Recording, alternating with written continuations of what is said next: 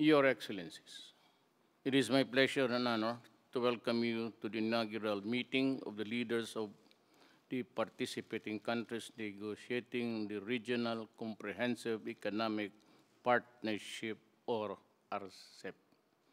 Bringing together 16 countries, Rcep would be one of the biggest trade deals when it enters into force, covering almost half of the world's population and more than a third of the global GDP.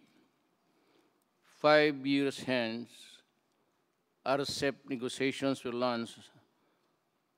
There have been 5 ministerial meetings and 20 rounds of negotiation, with the most recent hosted by South Korea last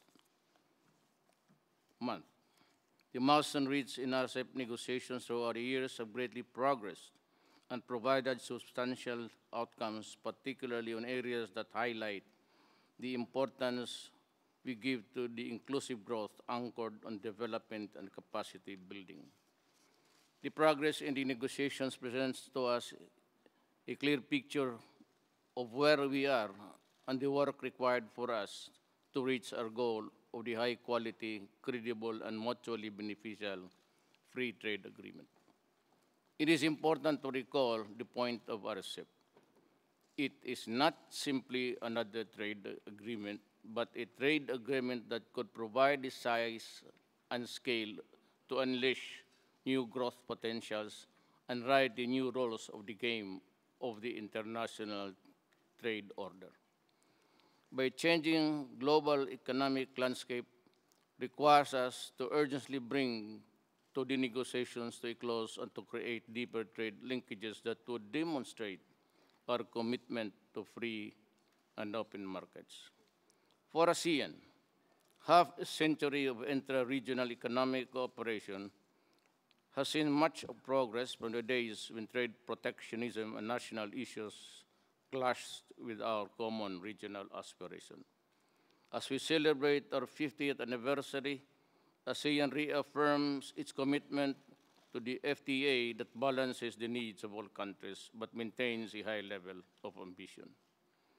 On behalf of ASEAN, we thank the FTA partners for expressing of support and for the centrality of the ASEAN in the negotiations. Your Excellencies, this afternoon there is much to be discussed, and I am optimistic that our meeting would give the negotiations that much needed political momentum to steer it close. Thank you.